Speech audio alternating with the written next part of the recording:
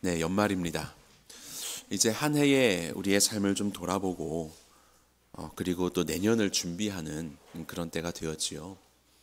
이렇게 돌아보다 보면 여러 일들이 또 떠오르게 됩니다. 어떤 부분들은 참 내 생각과 맞게 잘 한 해를 이어왔던 그런 일들도 있고, 어떤 부분들은 생각지도 못한 어려움과 때로는 나는 잘못이 없는데 누군가의 어떠함으로 인해서 고통과 피해를 입고 여기까지 오게 되는 그런 경우도 우리는 경험하게 됩니다. 특별히 내년에 대한 일들을 계획하면서도 우리의 경험과 지식으로 최대한의 것들을 만들어서 계획하지만 정말로 이것이 우리의 생각대로 잘 될지는 여전히 미지수고, 늘 우리가 경험해 왔듯이 어떤 것은 우리의 생각대로, 혹은 어떤 것은 내 생각과는 조금 다른 모습으로 우리의 삶에 찾아오게 될 것이라는 그런 막연한 두려움들이 있게도 되지요. 특별히 여러분들 주보 사치에 보시면 이게 목장 편성표가 나오게 되었습니다. 자, 이렇게 새로운 공동체를 보게 되면 어떠한 마음 드십니까? 기대가 되십니까? 혹은 아이고 큰일 났다 라는 마음도 드십니까? 제가 이렇게 목장을 편성을 하면서 우리 성도님들과 정말 많은 통화를 했거든요. 그러면서 생각한 것이 있습니다. 우리 성도님들 정말로 목장 모임에 많은 마음의 비중을 가지고 계시구나. 그래서 어떻게 하면 좀 더 즐거운, 또 하나님이 기뻐하실 목장 모임이 되기를 바라는 그러한 마음들이 굉장히 크시구나. 그런 것이 없으면 편성이야 어떻게 되든지 나는 내가 할 길 간다 이러실 수 있는데, 굉장히 많은 관심들을 가지고 계신 걸 보면서 오히려 참 마음이 좋았습니다. 그래서 그 관심만큼 이 목장 공동체, 하나님께서 허락하시는 이 공동체에서 하나님이 기뻐하실 일들을 많이 경험하시면 좋겠다라는 그런 생각이 들었습니다. 그럼에도 불구하고 사람이 모이는 곳에는 늘 잡음이 발생하기도 하고 생각지도 못한 불청객과도 같은 고통이 우리를 찾아오게도 됩니다.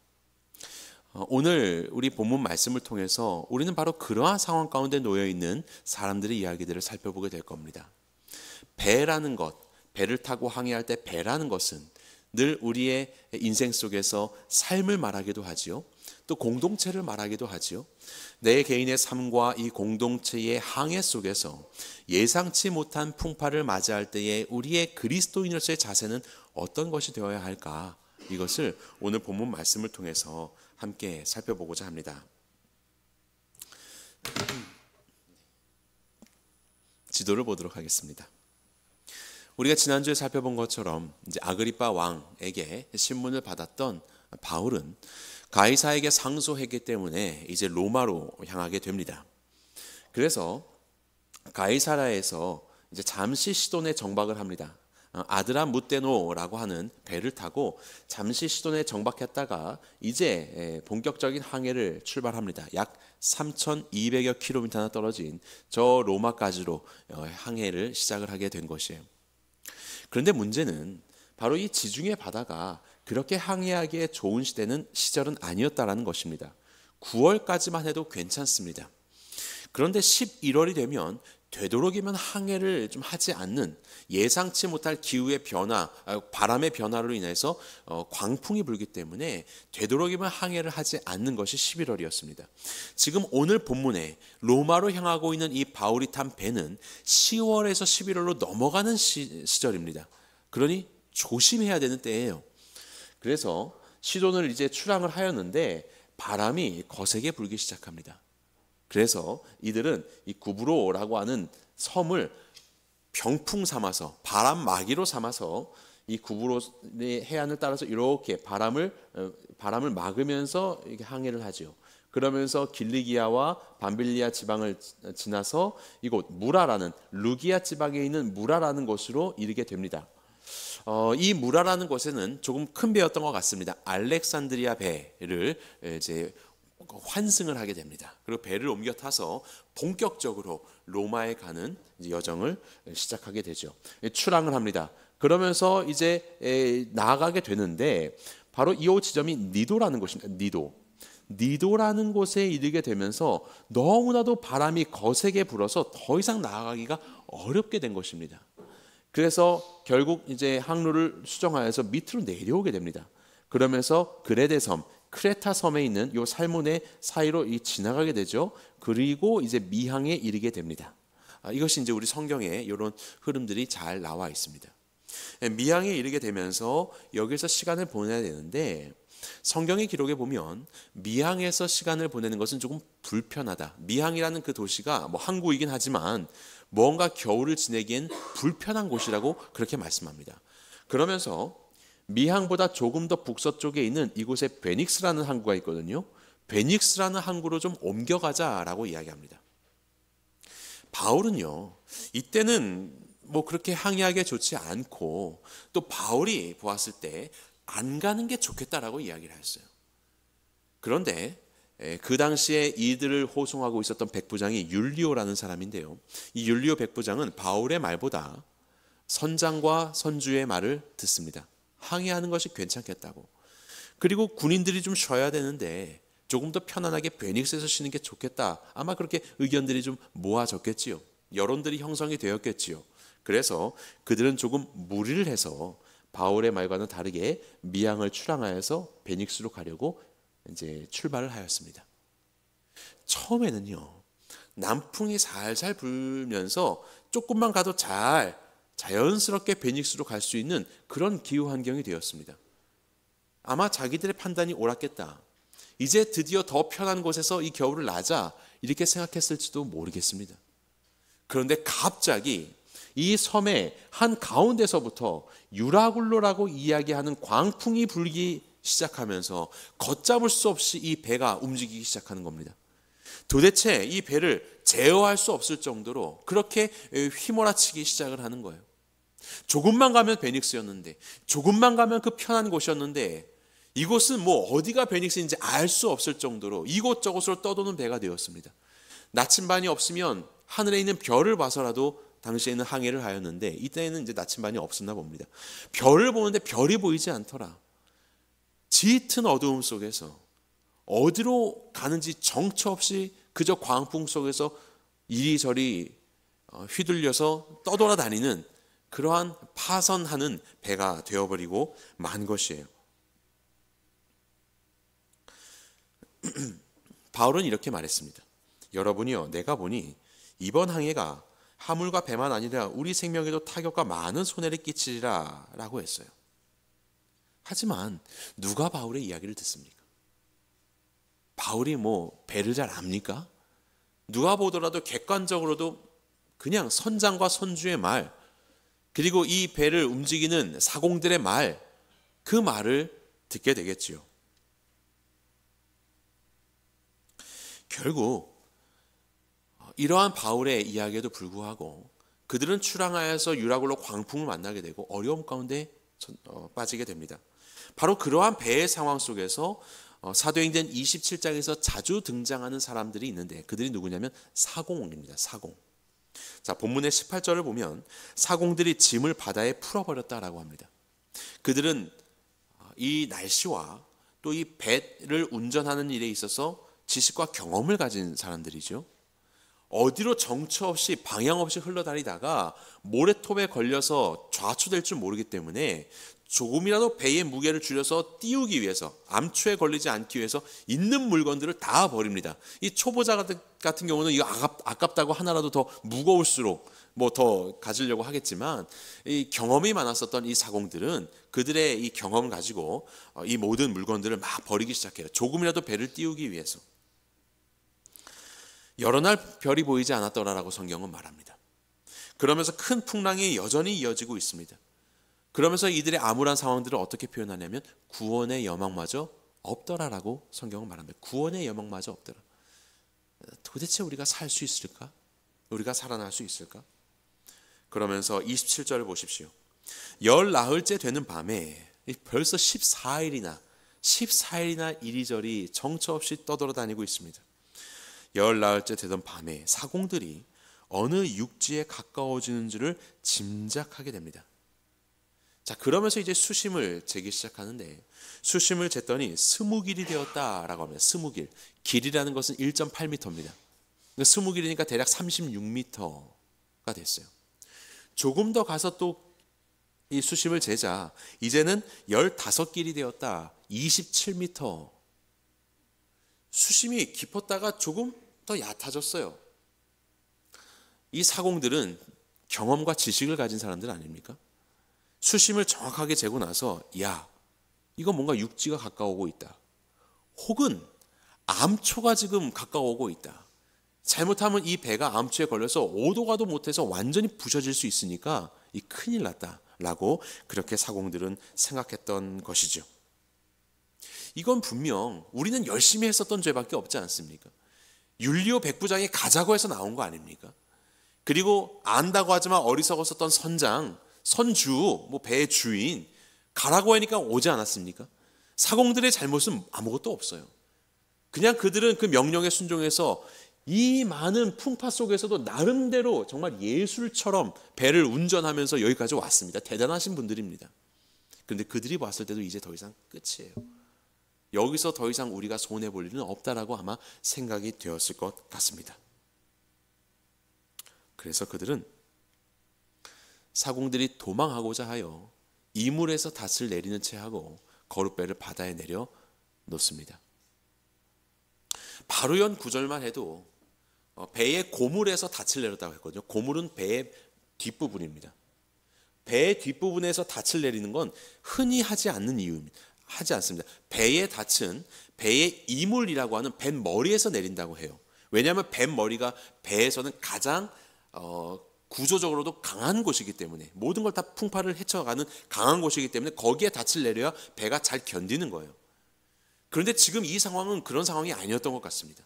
아마 배의 뱃머리 이물에서 닻을 내리면 여러 풍파 속에서 오히려 180도 배가 막 뒤집어지고 왔다 갔다 하다가 암초에 걸릴 것 같으니까 아예 그냥 배 꽁무니에서 닻을 4개나 내리고 기다리고 있었던 것이에요.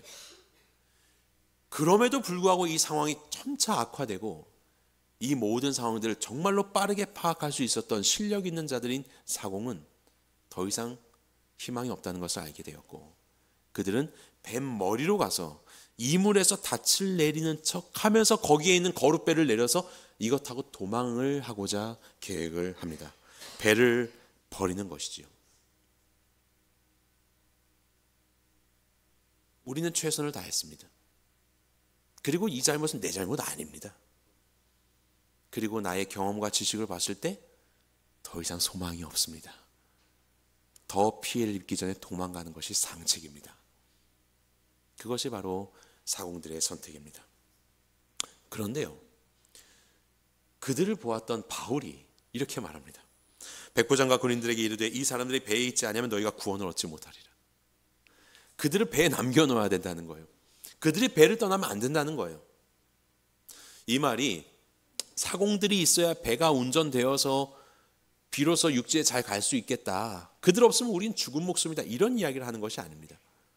바울은요 이미 알고 있었습니다. 하나님은 우리를 살려주실 것이라는 거예요. 함께 배에 있는 모든 자를 살려주니까 이후에 우리가 살펴보겠지만 말씀에서 주님께서 약속하셨거든요.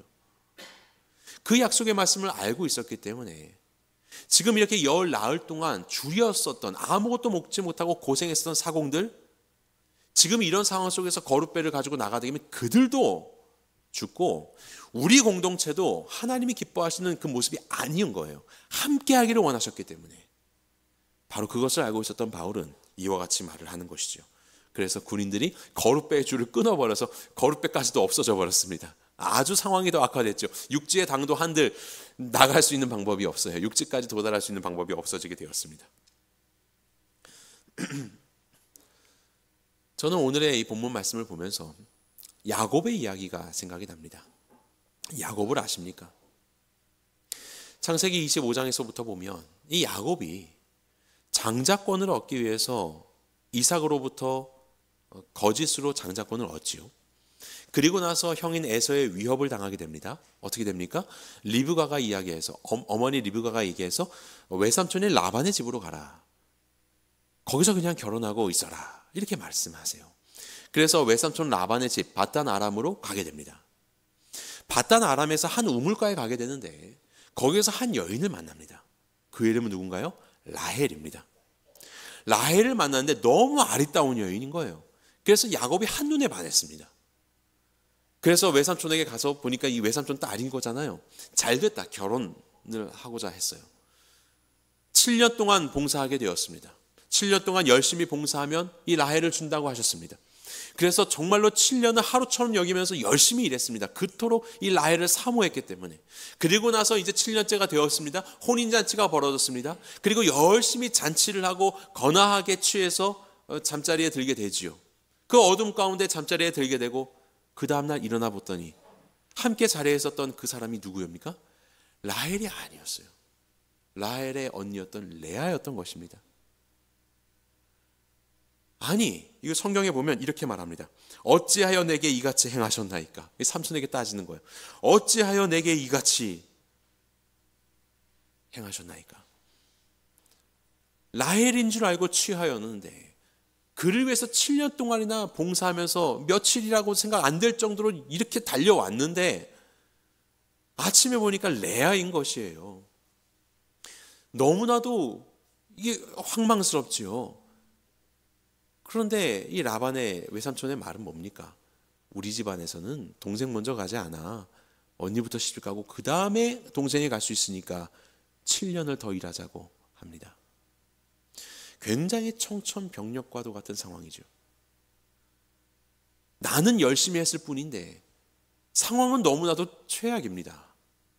도대체 이런 어려움들을. 그럼에도 불구하고 야곱은요 7년을 더 일해요. 그리고 나서 마침내 라헬을 맞이하게 됩니다. 졸지에 부인이 둘이나 생기게 되었습니다. 그 다음에 이제 잘 살면 되겠지요? 그런데 그렇지 않았던 것 같습니다. 레아가 아이를 낳게 되는데 첫째 아이가 르우벤입니다. 하나님께서 나를 돌아보셨다는 뜻이에요. 무슨 말이냐면 야곱이 레아를 별로 사랑하지 않았던 것 같습니다. 그리고 나서 이제 둘째를 낳습니다. 시므온. 그리고 셋째 레위, 그 넷째 유다를 낳습니다. 이 모든 이름들은 다 남편의 사랑과 관련되어 있습니다. 남편이 돌아보지 않자 하나님이 돌아보셨다. 이제 아이를 주신 하나님 감사합니다. 이제 아이를 주셨으니 남편이 나를 돌아보겠지? 나를 사랑해 주겠지? 뭐 그런 내용들의 이름이에요. 그러다가 나중에는 그냥 하나님을 찬양합니다. 하나님을 찬양합니다. 유다의 이름이죠. 그렇게 이름을 지었습니다. 네 자녀나 낳았지만 이때까지 라헬은 자녀를 낳지 못했죠. 그래서 라헬은 자신의 여종을 통해서 또 이렇게 자녀를 낳게 합니다. 그러자 레아는 자신의 태가 이제 끊어진 것을 보고 자기도 자신의 여종을 통해서 또 자녀를 낳게 해요. 그래서 자녀 경쟁이 벌어지게 됩니다. 그래서 결국에 라헬도 마지막에 요셉과 베냐민을 낳으면서 12명의 아들과 1명의 딸을 낳게 되죠. 이 과정들이요 결코 순탄치 않았을 것입니다. 야곱의 입장에서 봤을 때 레아라는 생각지도 못했었던 이 어려움, 그리고 그와 함께 했던 이 세월 속에서 라헬과의 알콩달콩한 삶이 아니라 온갖 자녀 경쟁 속에서 눈치 보면서 살아야 하는 이 가정의 상황들, 생각할 수 없었던 어려움들이 야곱의 삶 가운데 찾아왔었던 것입니다. 마침내 라헬은 자녀를 낳았죠. 요셉도 낳고 얼마나 귀한 아들이었습니까? 그런데요, 그 험난한 세월을 보냈었던 이 야곱이요, 그 마지막 때가 되어서 유언을 남기게 되는데 이런 유언을 남깁니다. 나를 햇사람 에브론의 밭에 있는 굴에 우리 선조와 함께 장사하라. 이것은 막벨라 굴이라고 합니다. 막벨라 굴. 막벨라 굴에 나를 묻어다오. 그곳은 아브라함과 그의 아내 사라가 거기 장사되었고 이삭과 그의 아내 리브가도 거기 장사되었으며 나도 레아를 그곳에 장사하였노라. 막벨라 굴에 나를 뉘어달라. 그곳은 누가 있는 곳이냐면 레아가 있는 곳입니다. 레아가 죽어서 장사 지는 곳이에요. 라헬은 죽어서 베들레헴 인근에 장사되었어요. 베들레헴. 막벨라 굴에는 레아가 있었습니다. 야곱은 그의 인생을 마무리하며 그의 그 시신, 그의 죽음을 누려야 하는 그 안식처, 그들에 의해는 안식처죠. 이 안식처를 레아와 함께하는 자리를 선택했다는 것입니다. 놀라운 선택이지 않습니까? 왜 라헬에게 가지 않았을까요? 레아는요, 처음 생각하기에 이것은 너무나도 혹과도 같은 존재였지요. 이것은 내가 속은 것이지요. 이 관계의 시작부터가 이건 첫 단추가 잘못 맺어졌지요. 그러면서 레아가 들어오니까 이 경쟁 속에서 도대체 이게 사는 게 아니고 눈치 보면서 힘겹게 살았겠지요. 그 어려움 속에서, 그 아픔의 배 속에서 이리 깨지고 저리 깨지고 나의 생각과는 다르게 항해하고 있는 이 가정이라는 배 속에서 너무도 힘겨운 시간을 지금 이 야곱은 보냈을 것입니다. 이 얽히설켜 있는 관계들, 그 고통들. 그런데 야곱은 레아를 버리지 않았습니다. 애초부터 속아서 얻었었던 이 아내를 바닷 아람 외삼촌의 집을 떠나서 고향으로 돌아온 길에 함께 데리고 오지요. 함께 데리고 오고 그 모든 시절을 살아가게 되는 것입니다. 배를 버리지 않았던, 함께하는 삶을 선택하며 살아왔었던 이 야곱의 일생 속에서 그는 아마 보게 되었을 것입니다. 하나님께서 이 레아와 라헬의 그 어려움, 경쟁이지만 이 시간을 통하여서 12아들을 허락하심으로 하나님께서 아브라함에게 주셨던 하나님의 백성들이 많아질 것이라는 그 약속의 말씀을 이루는 초석으로 삼으셨다는 것을요. 이스라엘의 초석으로 삼으셨다는 것을요. 그리고 그는 또 깨달았을 것입니다. 레아라는 이 존재는 내 삶의 혹과 아픔과 버려야 할 나에게 어려운 고통이라고 생각되었지만, 아니, 오히려 이것이 하나님의 복을 나에게 오게 하는 통로가 되었고, 그리고 레아와에 낳았던 네 번째 아들인 유다를 통해서 이 땅에 누가 오십니까? 예수님이 오시는 거예요. 메시아의 혈통이 레아를 통해서 시작이 된 것입니다. 이 놀라운 하나님의 그 복, 한 명 한 명 자신의 아이들의 그 이름을 부르며 마지막에 유언을 남기는 이 야곱에게 있어서 레아에게서 오는 유다 지파로부터 오는 그 구원의 메시아, 그 사자에 대한 하나님의 예언의 말씀들은 얼마나 놀라운 복이 되었을까요? 첫 시작은 비록 어려움과 고통이 있었지만 이 모든 시간들을 통하여서 레아야말로 하나님께서 이 땅 가운데 그리고 야곱에게 주신 선물이라는 것을 야곱은 깨달았을 것이고, 그의 마지막 그가 누워야 하는 자리를 자신의 육신의 눈으로 보기에 아리따웠던 라헬이 아니라 레아 곁에 나를 눕게 해달라고 이야기할 수 있는 것이지요. 레아야말로, 물론 라헬도 귀하지만 레아야말로 하나님께서 주신 복의 자리였다는 것을 그는 비로소 깨닫게 되었던 것입니다. 바로 이것입니다. 사공들이 보았을 때 이 배는 떠나야 할 배라고 생각했을지 몰라요. 하지만 하나님께서 보시기에 그렇지 않았습니다. 그래서 바울에게 말씀하셨던 것이죠. 너희는 함께 있어야 한다.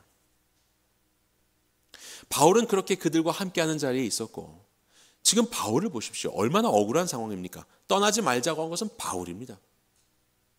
그런데 자신의 말과는 상관없이 이 모든 어려움들이 벌어지고 있습니다. 그렇지만 바울은 그 공동체 속에서, 함께하는 것 속에서 다른 모습으로 살아갔던 자예요. 바울이 어떤 모습으로 달랐는지 두 가지를 살펴봅니다. 첫 번째는 그런 여론이 아니라 하나님의 말씀을 따라갔습니다. 사람들의 생각, 사람들의 지식, 사람들의 판단이 아니라 하나님의 말씀을 중심에 여겼던 자가 바로 바울이에요.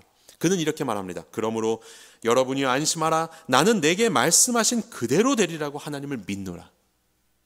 그 어려움 가운데 있는 도대체 이 상황이 무언가, 열 나흘이나 하늘도 별도 보이지 않고 너무나도 먹지도 못하고 힘겨워하고 있는 이 상황 속에서 바울의 마음을 보십시오. 도대체 이게 무엇입니까? 그렇지만 하나님께서는 바로 그 바울 가운데 나타나 말씀하셨죠. 그리고 너는 이들과 함께 결국 육지에 당도하게 될 것이고 어느 한 생명도 해함이 없을 것이라고 약속하셨죠. 하나님의 말씀이기 때문에 환경은 그렇지 않고 많은 능력을 가진 이 사공들과 선장은 그렇지 않아도 하나님이 말씀하셨기 때문에 그는 안심할 수 있었고, 나는 내게 말씀하신 그대로 되리라고 하나님을 믿노라. 하나님을 믿는 것입니다. 말씀을 믿는 것입니다. 세상의 많은 여론들이 이리저리 선동하고 세상의 많은 사람들이 이것이 좋다 저것이 좋다 치우쳐 가지만 성도의 가장 바람직한 자세는 주의 말씀을 의지하는 겁니다. 하나님이 무엇을 말씀하고 계시는가? 바로 이 광풍 속에서 바울에게 나타나 말씀하셨던 그 하나님의 말씀을 듣는 귀, 그 귀가 우리 성도들에게 필요한 것이죠. 여전히 상황은 그렇지 않아도 그곳에 머물 수 있는 이유는, 오히려 안심할 수 있는 이유는 하나님의 말씀을 믿기 때문입니다.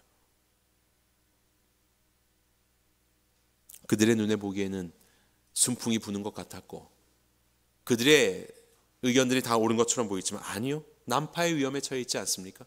이것이 사람의 연약함입니다. 내일 일을 알 수 없습니다. 하나님의 말씀을 신뢰하는 것이 필요합니다. 이것은 단순히 잘 될 거야 하는 긍정의 힘을 말하는 것이 아닙니다. 하나님께서는 이 모든 시간들을 주관하고 계시고 그 하나님은 나를 버리지 않으시는 참 좋으신 분이라는 것을 믿는 것, 그 믿음 속에서 하나님께 귀를 기울이며 환경과 사람들 가운데 마음 빼앗기지 않는 것, 바로 이 자세입니다. 바로 이 자세. 그것이 바로 바울의 모습이었어요. 두 번째로 바울은 불평이 아니라 감사를 고백합니다. 불평이 아니라 감사를 고백합니다. 바울이야말로 얼마나 지금 불평할 수 있었습니까? 내가 뭘 했어, 이것이죠. 우리의 삶도 돌아보십시오. 우리의 가정도 돌아보십시오. 당신이 나를 속였잖아, 막 속아서 결혼하신 분 계십니까? 처음에는 손에 물도 안 묻힌다고 했는데 새빨간 거짓말이었어. 이 인간 때문에 나는 이렇게 힘들어, 이런 생각하고 계시지 않습니까? 우리 목장표 보시면서 아이고, 안 봐도 비디오네, 뻔합니다, 혹시 이런 생각 드십니까? 그러게요, 내가 뭐라고 했습니까? 이 사람 때문에 이런 일 벌어진다고 하지 않았습니까?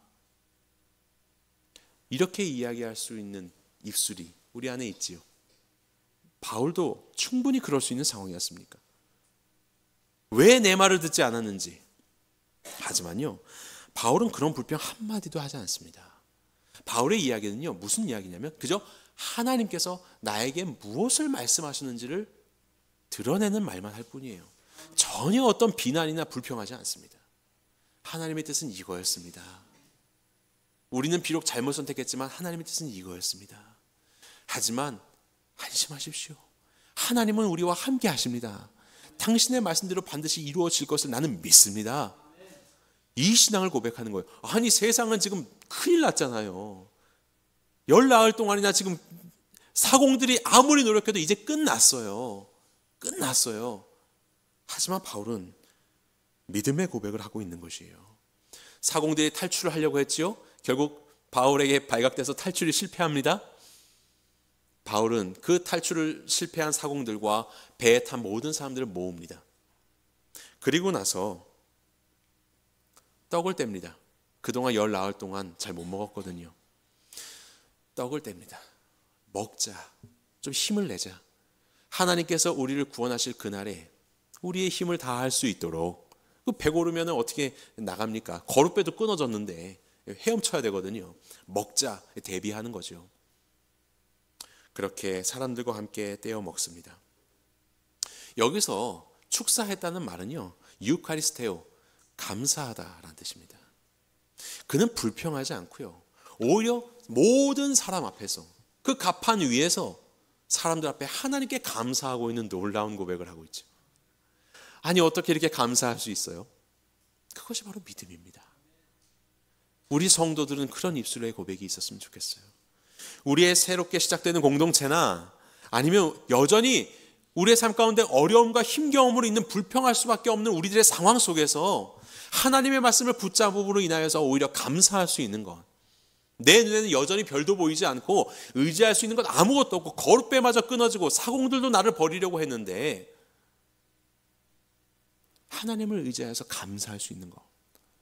바로 이런 마음의 고백이 우리 안에 있어야 할 것입니다.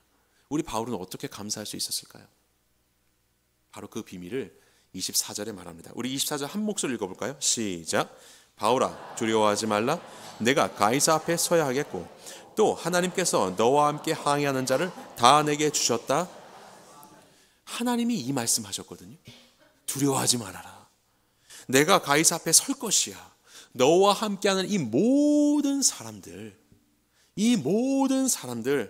다 내게 주셨어. 다 살 거야. 여기에 나오는 이 주셨다라는 말은 카리조마이라는 말이에요. 카리스라는 말에서 온 거예요. 카리스라는 말은 선물이라는 뜻입니다. 은혜라는 뜻입니다. 하나님이 이 사람들을 너에게 선물로 주셨어. 생각해 보십시오. 이 인간들이 내게 준 선물이라고요? 지금 이 고생이 누구 때문에 하는 겁니까? 이 인간들 때문이에요. 내가 이 고생을 우리 배우자 때문에 하는 건데 그때 내가 기도할 때 잘못 들었나? 왜 이 사람이라고 해가지고 결혼했는데 이게 어떻게 선물입니까? 내 자녀가 왜 이렇지요? 우리 공동체는 왜 이렇죠? 우리의 이웃은 왜 이렇죠? 이 나라는 왜 이렇습니까? 선물이라고요. 하나님이 내게 주셨다고요. 우리는 그렇게 불평할 수 있지요. 하지만 하나님이 주셨다. 선물이다라고 이야기하는 거예요. 하나님의 말씀에 아멘 할 수 있는 믿음이 우리에게 필요한 것이죠. 저는 이 말씀을 묵상하면서 이전에도 아마 제가 간단히 설명드렸었던 기억이 나는데 과거에 우리 교회가 그 대평리 지역의 아이들을 섬겼던 하원 생각났어요. 아마 들으신 분들도 계실 겁니다. 막 결혼을 하고 이제 하원 사역을 당시에 정태호 목사님께서 하고 계셨을 때 이제 이어받기 위해서 제가 이제 하원 사역 하겠다고 손 들어가지고 그런데 아무리 생각해도 이건 아닌 거예요. 이제 막 신혼이죠. 그리고 우리는 빨리 자녀를 가질 생각을 가졌기 때문에 육아를 생각하니까 그 청소년들 사이에서 이 아이를 어떻게 키우지? 나오지가 않는 거예요. 사공의 지혜로 보면, 사공의 경험으로 보면, 교역자로서 이 청소년들을 이렇게 보면, 제가 또 그 친구도 공부방 코디네이터 하지 않았습니까? 아, 이거 도대체 같이 삶을 살 수 없겠다라고 생각이 되는 그런 견적이 나왔어요. 그래서 어느 날 한다고 했지만 이제 죄송하다. 나 못하겠습니다. 상식적으로 못하겠습니다. 이 말씀 드리려고 운전하고 대평리 하원으로 갔어요. 그래서 다른 사람 좀 알아보자고 그 얘기하려고 갔어요. 갔더니 아니나 다를까 아이들 왔다 갔다 1층 2층 부산스럽게 하죠. 냉장고 열었다 닫았다 하죠. 시끄럽게 여기서 무슨 말 하는지도 모르게 그러고 있지요. 딱 내가 생각한 그 모습이죠. 그래서 이제 목사님하고 앉아서 얘기를 했습니다. 목사님께서 그동안 있었던 이야기들도 하고 이 아이들 한 명 한 명 얘기도 하고 그러는데 제가 무슨 질문을 하냐면요. 이 아이들을 어떻게 잘 섬길 수 있을까요? 그런 질문하고 있는 거예요. 그 한 명 한 명이 되게 예뻐 보이는 거예요. 그래서 안 하겠다고 얘기하려고 갔다가 어떻게 하면 잘할까 다짐을 하고 돌아왔어요. 그래서 제가 지금도 생생합니다. 그 운전하고 대전으로 돌아오는 그 세종에서 오는 그 길에서 얼마나 제가 가슴을 두드리면서 후회했는지 몰라요. 내가 지금 무슨 짓을 하고 있는 거지? 나도 있고 뭐 아내도 있고 이거 뭐야? 내가 뭐 하고 있는 거야 지금? 그러면서 제가 얼마나 그때 후회했는지 몰라요. 그러면서 운전하면서 하나님 이게 뭐죠? 내가 지금 무슨 짓을 하고 있는 거죠? 그런 이야기를 할 때 하나님께서 제 뒤통수를 딱 치시면서 딱 이 말씀하셨어요. 웅아, 내가 너에게 준 선물을 너는 왜 그렇게 마다하려고 하느냐? 그 말씀이었어요. 팍 맞으면서 내게 준 선물을 내 뭐 마다하려고 하느냐? 그 깨달음이 오는데요. 저의 응답이 뭔지 아십니까? 이게 선물이라고요? 그랬어요. 이게 선물이라고요? 그리고 나서 세월이 흘렀죠. 그 친구들을 여러 가지로 섬겼습니다. 예배도 드리고 뭐 같이 살기도 하고 뭐 그렇게 했죠. 참 여전히 후회했습니다. 나도 제 친구들처럼 좀 번듯하게 사역하고 싶었어요. 교회에 출근해서 옷도 잘 입고 소위 교회 사역을 하고 싶었어요. 제 동기들은 다 그랬거든요. 근데 전 거기서 아이들 뒤치다거리나 하고 있고 제일 하지 말라고 하는 게 음료수는 뭐 이렇게 먹고 그대로 버리지 말라고 쓰레기통에 그렇게 얘기했는데도 쓰레기통에 그대로 버려가지고 쓰레기 이렇게 발로 넣어서 하다가 맨날 젖고 냄새 나고 그럴 때마다 내가 뭐 하고 있는 거지? 내가 뭐 하려고 사역자가 되지? 이런 생각 제가 수도 없이 했거든요. 여러 가지 그런 어려움과 아픔 속에서 무슨 선물입니까? 이것들 때문에 이 고생하는데 이런 생각 제가 많이 했습니다. 그러다가요 시간이 이렇게 흘러서 보니까요 정말로 그 시간이 저에게는 선물이었어요. 제가 아마 하원 사역을 하지 않았다면 저의 목회의 방향과 생각은 많이 달랐을 겁니다. 지금의 이 자리에 없었을 겁니다. 저는 좀 다른 사람이 되어 있을 거예요. 정말 그때는 저에게 선물이었어요. 하나님의 말씀이 맞았어요. 그리고 우리 아내가 저보다 더 고생을 많이 했지만 요즘에 무슨 이야기 하는지 아십니까? 다시 하고 싶다.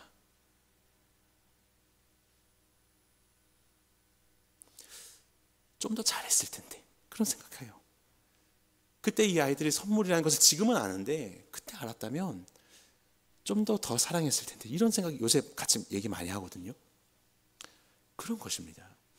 레아였고 이것은 저주이고 처음부터 틀렸어요, 속았어요 라고 생각되지만 그 레아를 버리지 않고 늘 함께하며 그 경쟁의 아픔 속에서 이 가정이 진짜 험난한 세월을 야곱은 살아왔었는데요, 결국 그것이 복이었다는 것을 야곱은 고백하는 겁니다. 내가 죽으면 레아 옆에 묻어달라고 이야기하는 그 야곱의 고백, 이 고백의 그 깊은 의미, 우리는 그 마음을 알게 되는 거예요. 정말로 그 레아가 내게 선물이었고 온 인류의 선물이었다는 것을 야곱은 알게 되었던 것입니다. 마침내 이 사람들은요, 하나님께서 주신 그 말씀대로, 바울의 믿음대로 그들은 구원을 받게 됩니다.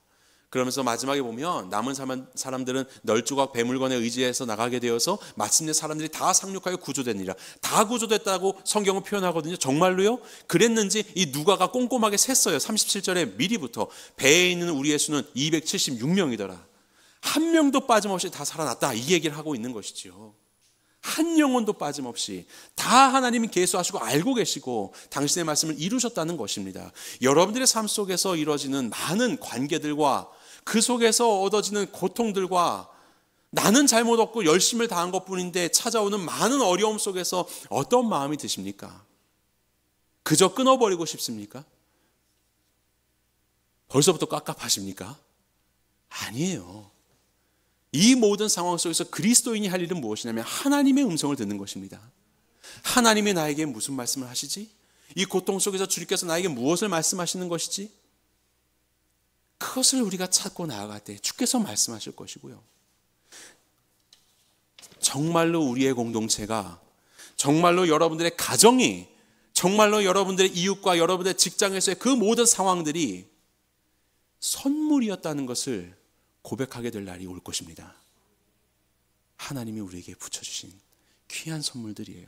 하나님의 말씀 의지하며 감사하십시오. 감사하십시오. 이 선물을 우리가 깨닫게 되는 날, 레아의 곁에 자신을 묻어달라고, 눕게 해다오라고 하였었던 바로 그 야곱의 고백이 우리의 고백이 될 것이요, 나의 레아, 이 레아가 진짜 큰 축복의 선물이었음을 고백하며 내 인생이라는 배의 참다운 사공이 다른 누구도 아니라 하나님이셨다는 것을, 그렇게 내 삶을 인도하고 계셨다는 것을 우리는 고백하게 될 것입니다. 이 귀한 선물을 올해도 또 내년에도 깨닫고 경험하는 우리 새누리 성도님이 되시기를 주님의 이름으로 간절히 축원합니다.